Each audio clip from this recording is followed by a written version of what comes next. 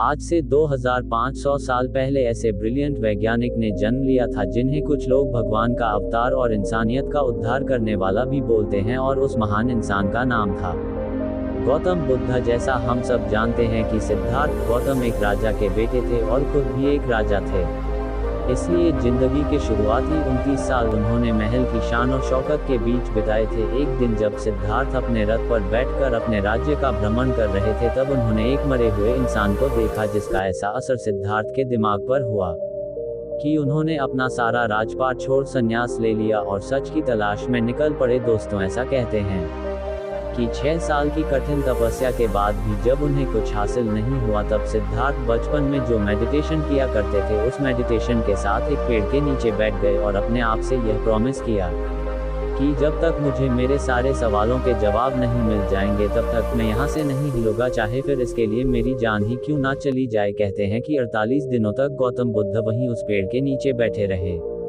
और 48 दिनों बाद वैशाख की फुल मून इवनिंग में उन्हें एनलाइटनमेंट मिला, और जिस मेडिटेशन से गौतम बुद्ध को एनलाइटनमेंट प्राप्त हुआ उसमें मेडिटेशन का नाम है विपासना मेडिटेशन। विपासना मेडिटेशन की बहुत पुरानी टेक्निक्स है। इसका जिक्र ऋग्वेद तक में भी किया गया है, लेकिन समय के साथ मेडिटेशन की टेक्निक लुप्त हो गई थी। लेकिन गौतम बुद्ध ने लाइटेंड होने के बाद उन्होंने ये मेडिटेशन टेक्निक अपने डिसाइल को सिखा, उसे पूरे भारतवर्ष में फैलाने को कहा ताकि ज़्यादा से ज़्यादा लोग इस मेडिटेशन को जानकर अपने दुख दर्द और मजबूरी से दूर हो सकें।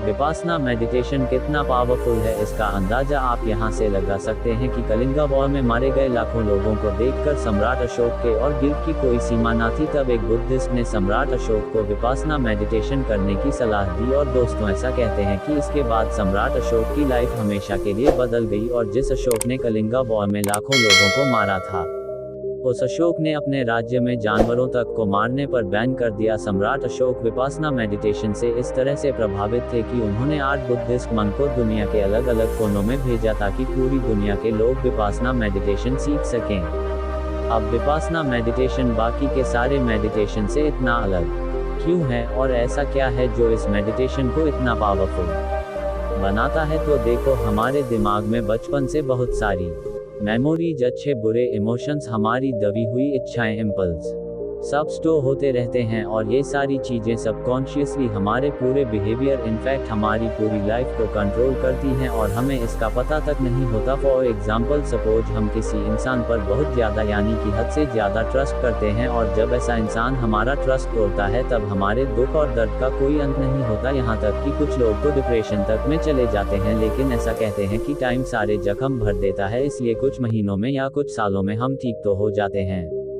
लेकिन हमारा सबकॉन्शियस माइंड उस सारे इंसिडेंट को अपने अंदर स्टोर कर लेता है, और सबकॉन्शियस माइंड अपने अंदर यह बात अच्छे से बैठा लेता है कि ट्रस्ट का मतलब दुख, दर्द, डिप्रेशन, या यूं कहिए कि वो बात हमारे बिलीफ सिस्टम का एक हिस्सा बन जाती है, और फिर पूरी जिंदगी हमारा सबकॉन्शियस माइंड उस दुख से बचने के लिए हमें किसी पर ट्रस्ट नहीं करने देता जब तक कि वो इंसान अपना पूरा बिलीफ सिस्टम ही चेंज ना कर दे। ये बस मैंने आपको एक छोटा सा एग्जाम्पल दिया है, ऐसे ना जाने कितने अच्छे बुरे बिलीफ से हमारा सबकॉन्शियस माइंड भरा पड़ा है। इसलिए 1937 में लियोपोल्ड सिजी ने ह्यूमन पर्सनैलिटी के सबसे डीप बिहेवियर को समझने के लिए एक ह्यूमन पर्सनैलिटी टेस्ट इन्वेंट किया था, जो कि आगे चलकर सिजी टेस्ट के नाम से फेमस हुआ। लेकिन ये सब मैं आपको क्यों बता रहा हूँ? क्योंकि विपासना मेडिटेशन के लाखों फ़ायदों में से एक फ़ायदा ये भी है कि विपासना मेडिटेशन से आप अपने डीपेस्ट टू डीप सेल्फ को जान पाएंगे। विपासना मेडिटेशन कितना पावरफुल है और ये किस हद तक इंसान की लाइफ में चेंजेस ला सकता है, इस बात का अंदाज़ा आप यहाँ से लगा सकते हैं कि विपासना मेडिटेशन भारत की तिहाड़ जेल से अमेरिका की डोनाल्डसन प्रिजन तक में कैदियों के बिहेवियर को सुधारने के लिए कराया जाता है, ताकि कैदी बाहर जाकर दोबारा से क्राइम ना करें। अब मैं ये नहीं बोल रहा हूँ कि आप लोग सब क्रिमिनल हैं। विपासना मेडिटेशन के 44 देशों में 202 से ज़्यादा सेंटर हैं जिसमें लाखों लोगों को विपासना मेडिटेशन सिखाया जाता है। तो अब जानते हैं कि विपासना मेडिटेशन क्या है। विपासना शब्द 2 शब्दों से मिलकर बना है, वी एंड पासना। वी का मतलब होता है विशेष और पासना का मतलब होता है देखना, यानी कि विशेष तरीके से देखना। विपासना के बारे में बौद्ध धर्म के ग्रंथ सति प्रतान सुत्ता और महासति प्रतान सुत्ता में बहुत डिटेल्स में बताया गया है। तो उन्हीं ग्रंथों के अनुसार विपासना मेडिटेशन को 4 भागों में बांटा गया है। काया उपासना, वेदानुपासना, चिता उपासना एंड धम्मा उपासना। फर्स्ट, काया उपासना। विपासना मेडिटेशन की शुरुआत सांसों पर ध्यान लगाने से होती है। बाकी के मेडिटेशन टेक्निक में सांसों को लंबा और गहरा लेने को कहा जाता है ताकि हमारा दिमाग जल्दी से शांत हो सके, लेकिन विपासना मेडिटेशन में आपको ऐसा कुछ नहीं करना है। इस मेडिटेशन टेक्निक में आपको बस अपनी सांसों पर ध्यान लगाना है, चाहे सांस छोटी हो या लंबी हो या गहरी हो, उसे बदलना नहीं है अपनी और अपनी सांसों की सच्चाई को देखना है।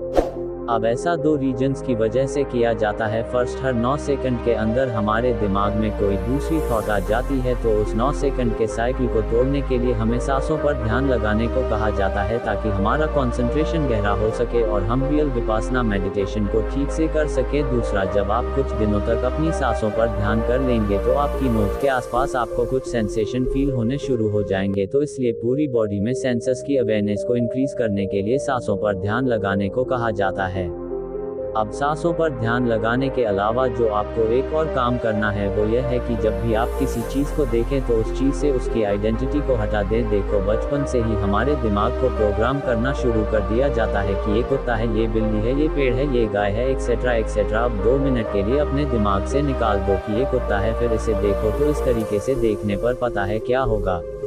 आपका दिमाग ये समझने की कोशिश करने लगेगा कि अगर ये कुत्ता नहीं है तो आखिर है क्या, और इस तरीके से चीज़ों को देखने पर आपकी क्यूरियोसिटी और ऑब्जर्वेशन पावर बहुत बढ़ जाएगी। आप हर चीज़ को बहुत क्यूरियोसिटी और ध्यान से देखने लगोगे। हम लोगों से अक्सर कहा जाता है कि बच्चों जैसे क्यूरियस बनो, बच्चों जैसे क्यूरियस बनो, लेकिन ये कोई नहीं बताता कि कैसे बनो। बच्चे इतने क्यूरियस इसलिए होते हैं क्योंकि उनका दिमाग हमारी तरह प्रोग्राम नहीं होता, इसलिए उनका दिमाग अपने आसपास की हर चीज़ को समझने की कोशिश करता है। और ऐसा आपको देखने तक ही सीमित नहीं रखना है, आपको हर चीज़ में बस ऑब्जर्व करना है। सपोज अगर 2 लोग आपस में बात कर रहे हैं या आप किसी से बात कर रहे हैं, तो अपने पुराने बिलीफ सिस्टम से उस बात को तुरंत जज नहीं करना है कि तुम गलत हो या मैं सही हूँ वगैरह वगैरह नहीं, बस ऑब्जर्व करना है कि क्या बात हो रही है। और ऐसा आपको उठते बैठते जागते सोते हर टाइम करना है, यानी कि ऑब्जर्व बॉडी के सेंसेशन से लेकर हर चीज़ को बस ऑब्जर्व करना है, नथिंग मोर। और अगर आपने इस तरीके की साइट डेवलप कर ली तो सबसे पहले तो आपकी क्यूरियोसिटी बहुत ज़्यादा बढ़ जाएगी। दूसरा, आपका दिमाग जीरो थॉट्स यानी कि थॉटलेस स्टेज की तरफ बढ़ना शुरू कर देगा, क्योंकि एक टाइम पर या तो आप किसी चीज़ को ऑब्जर्व कर सकते हैं या उसके बारे में सोच सकते हैं। आप दोनों काम एक साथ नहीं कर सकते हैं। तीसरा काम जो आपके साथ होगा वो ये कि आपकी ऑब्जर्वेशन पावर इतनी बढ़ जाएगी कि आप हर चीज़ में बस उसका सच देख पाएंगे, चाहे फिर वो आपके इमोशंस हो, 2 लोगों की बातें हो या दुनिया की कोई और चीज़, आपको बस हर चीज़ में उसकी सच्चाई दिखने लगेगी। और यही विपासना का सही मतलब भी है, जो जैसा है उसे वैसा ही देखना, ना कि अपने प्री प्रोग्राम दिमाग या इमोशंस के साथ उसे देखना। और अब ऐसा बिल्कुल नहीं है कि आप 10 दिन के अंदर ही पूरे यूनिवर्स को समझ जाओगे। गौतम बुद्धा के अनुसार विपासना में पूरी तरह से मास्टर होने में 7 साल का समय लगता है। मैं भी पिछले 10 दिनों से फॉलो कर रहा हूँ और मेरे अंदर जो चेंजेस आए हैं वो यह है कि मैं हर चीज़ को अब बहुत क्यूरियोसिटी के साथ देखता हूँ कि आखिर यह है क्या। और सेकंड, मुझे हर चीज़ को देखकर अब ग्रेटिट्यूड की फीलिंग आने लगी है, क्योंकि अब मैं अपने दिमाग से बाहर निकलकर अपने आसपास की दुनिया को ऑब्जर्व कर रहा हूँ, जो कि बहुत खूबसूरत है। तीसरा एक्सपीरियंस जो इस तरह से देखने का मुझे हुआ है वो ये कि मुझे फील होने लगा है कि I know nothing about this worst universe. सड़क पर पड़े पत्थर को देखकर ये बोल देना कि ये पत्थर है बहुत आसान है।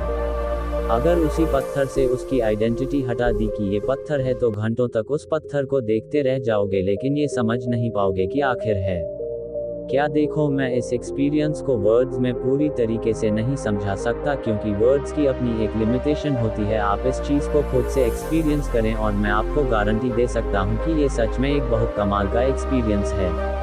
सेकंड है वेदानुपासना। वेदना यानी कि फीलिंग को विशेष तरीके से देखना। विपासना मेडिटेशन सेंटर्स या जेल में जो विपासना मेडिटेशन प्रैक्टिस कराई जाती है वो यही वेदानु उपासना प्रैक्टिस कराई जाती है, क्योंकि हम और हमारा दिमाग फीलिंग्स, हर तरीके की फीलिंग्स आता है तो हम गुस्से के हिसाब से रिएक्ट करते हैं। अगर हमें किसी चीज़ से अच्छी फीलिंग्स है तो हम उस फीलिंग को प्रोलॉन्ग करना चाहते हैं, या फिर अगर जब हमें दुख दर्द की फीलिंग होती है तो हमारा दिमाग उस फीलिंग से जल्दी निकलना चाहता है। कहने का मतलब यह है कि हमारे दिमाग में आने वाली हर थॉट पर हमारा दिमाग रिएक्ट करना चाहता है और इसी की वजह से हम अपनी इमोशंस के गुलाम बनकर रह जाते हैं। सो इसीलिए विपासना मेडिटेशन सेंटर और जेल में विपासन मेडिटेशन के कोर्सेज के दौरान एक इंसान को लगभग दिन के 11 घंटे मेडिटेशन करना होता है। अब आप खुद सोचो, 20 मिनट एक जगह बैठने पर हमारी हालत खराब होने लगती है, तो 11 घंटे मेडिटेशन करने में कितना दर्द होता होगा। और यही इस वेद दान उपासना मेडिटेशन की ट्रिक है कि आपको उस 11 घंटे में होने वाले दर्द पर कुछ रिएक्ट नहीं करना, बस उसे ऑब्जर्व करना है कहाँ दर्द हो रहा है। जैसे ही आप उस दर्द को थोड़ी देर ऑब्जर्व करोगे, दर्द खत्म हो जाएगा, फिर बॉडी के किसी दूसरे पार्ट में दर्द होना शुरू हो जाएगा। जब आप उस दर्द को भी थोड़ी देर ऑब्जर्व करोगे तो वो दर्द भी खत्म हो जाएगा। इसी तरह से आपको अपनी हर फीलिंग के साथ करना होता है, चाहे वो फीलिंग गुस्से की हो, दुख की हो, दर्द की हो या अच्छी फीलिंग हो। जब आप इस मेडिटेशन में मास्टर हो जाओगे तो आप अपने आप में और अपनी वो यही वेदानु उपासना प्रैक्टिस कराई जाती है, क्योंकि हम और हमारा दिमाग फीलिंग्स, हर तरीके की फीलिंग्स आता है तो हम गुस्से के हिसाब से रिएक्ट करते हैं। अगर हमें किसी चीज़ से अच्छी फीलिंग्स है तो हम उस फीलिंग को प्रोलॉन्ग करना चाहते हैं, या फिर अगर जब हमें दुख दर्द की फीलिंग होती है तो हमारा दिमाग उस फीलिंग से जल्दी निकलना चाहता है। कहने का मतलब यह है कि हमारे दिमाग में आने वाली हर थॉट पर हमारा दिमाग रिएक्ट करना चाहता है और इसी की वजह से हम अपनी इमोशंस के गुलाम बनकर रह जाते हैं। सो इसीलिए विपासना मेडिटेशन सेंटर और जेल में विपासन मेडिटेशन के कोर्सेज के दौरान एक इंसान को लगभग दिन के 11 घंटे मेडिटेशन करना होता है। अब आप खुद सोचो, 20 मिनट एक जगह बैठने पर हमारी हालत खराब होने लगती है, कर पाओगे? और आप समझ जाओ कि वो यही वेदानु उपासना प्रैक्टिस कराई जाती है, क्योंकि हम और हमारा दिमाग फीलिंग्स, हर तरीके की फीलिंग्स आता है तो हम गुस्से के हिसाब से रिएक्ट करते हैं। अगर हमें किसी चीज़ से अच्छी फीलिंग्स है तो हम उस फीलिंग को प्रोलॉन्ग करना चाहते हैं, या फिर अगर जब हमें दुख दर्द की फीलिंग होती है तो हमारा दिमाग उस फीलिंग से जल्दी निकलना चाहता है। कहने का मतलब यह है कि हमारे दिमाग में आने वाली हर थॉट पर हमारा दिमाग रिएक्ट करना चाहता है और इसी की वजह से हम अपनी इमोशंस के गुलाम बनकर रह जाते हैं। सो इसीलिए विपासना मेडिटेशन सेंटर और जेल में विपासन मेडिटेशन के कोर्सेज के दौरान एक इंसान को लगभग दिन के 11 घंटे मेडिटेशन करना होता है।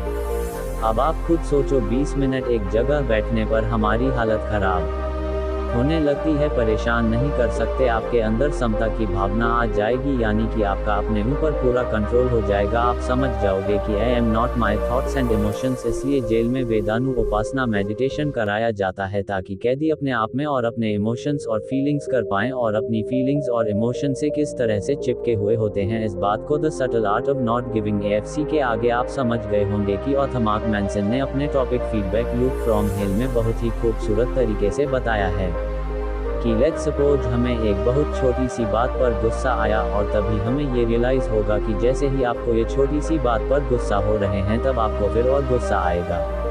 गुस्सा उस बात पर नहीं जो आपके साथ हुई है, गुस्सा आपको आएगा कि मैं किस तरीके का इंसान हूँ यार जो छोटी छोटी बातों पर गुस्सा करता हूँ, यानी कि आप रियल इंसिडेंट जो आपके साथ हुआ है उसे छोड़कर अपने गुस्सा पर गुस्सा करने लगोगे, जिसे author feedback loop from the hell कहते हैं। सो वेदानु उपासना के अनुसार जैसे ही आपको गुस्सा आया और आपने उस गुस्से पर रिएक्ट करने की बजाय अगर उसे ऑब्जर्व कर लिया तो आप इस so called feedback loop from hello से भी बच पाओगे, जिससे धीरे धीरे आपका अपने ऊपर कंट्रोल बढ़ने लगेगा। थर्ड है चिता उपासना। चिता यानी कि मन, विपासना मतलब कि विशेष रूप से देखना, यानी कि मन को विशेष रूप से देखना। मैंने इस वीडियो की शुरुआत में बताया था कि आप विपासना मेडिटेशन के थ्रू अपनी डीप सेल्फ को जान सकते हैं, तो इसी चिता उपासना के थ्रू आप अपने अंदर छिपे डीपेस्ट सेल्फ को जान सकते हैं। क्योंकि चिता उपासना मतलब कि माइंड कंटेम्पलेशन की हमारे दिमाग में एक दिन में लगभग 72,000 थॉट्स आते हैं और उन 72,000 थॉट में से 80 से 90% थॉट्स वेस्ट होती हैं और ये बेकार थॉट्स हमारे ब्रेन में ठीक उसी तरह से काम करती हैं जैसे कि जब किसी नदी या तालाब में बहुत गंदगी या मिट्टी होती है तो उस नदी के तल को देखना बहुत मुश्किल होता है, लेकिन जब एक बार वो मिट्टी या गंदगी साइड हो जाती है तो हम उस नदी के धरातल तक देख पाते हैं। ठीक उसी तरह इन बेकार की थॉट्स के चलते हम अपने डिपेंड सेल्फ को नहीं जान पाते, क्योंकि हमारा दिमाग हर समय इन्हीं बेकार थॉट्स को सोचने में लगा रहता है। अब चित्तानपासना मेडिटेशन के अनुसार आपको बस अपने थॉट्स को ऑब्जर्व करना है बिना रिएक्ट किए हुए। अब वो थॉट्स बहुत नेगेटिव भी हो सकती हैं या बहुत पॉजिटिव भी हो सकती हैं, लेकिन आपको उन थॉट्स पर कोई रिएक्शन नहीं देना है। थोड़े ही दिनों में आप समझ जाओगे कि आपको किस तरीके के थॉट्स आते हैं। आपको समझ आने लगेगा कि कौन सी थॉट्स बेकार हैं और कौन सी इम्पोर्टेंट। और जब आपका ऑब्जर्वेशन गहरा होता जाएगा तब आप अपने दिमाग के हैबिट पैटर्न समझने लगोगे, अपने दिमाग की इम्पल्सेस, अपने दिमाग की क्रेविंग समझने लगोगे। देखिए, इन सब थॉट्स को भी आपको बस ऑब्जर्व करते जाना है और धीरे धीरे ये सारी थॉट्स आपके दिमाग से खत्म होने लगेंगी और आपको समझ आने लगेगा कि even I am not my thought. जब आपका ऑब्जर्वेशन बहुत गहरा हो जाएगा तब आप एकदम शून्य की स्टेज में पहुंच जाओगे, जहां पहुंचने के बाद आपकी लाइफ में चमत्कार होने शुरू हो जाएंगे।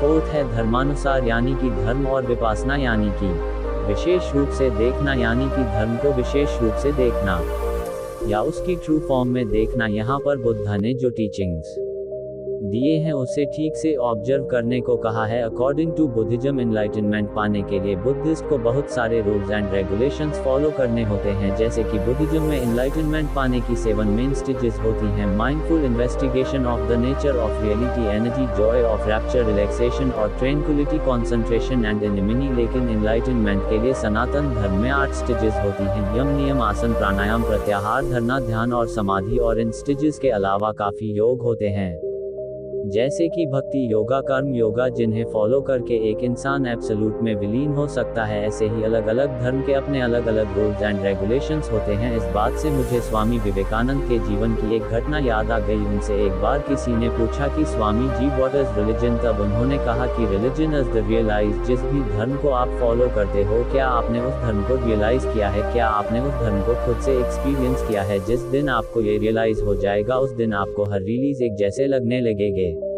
दोस्तों, हम आशा करते हैं कि आपको बुद्ध की यह कहानी पसंद आई होगी। कहानी अच्छी लगे तो एक लाइक जरूर करें और हमें कमेंट बॉक्स में बताएं आपको बुद्धा स्टोरी कैसी लगी।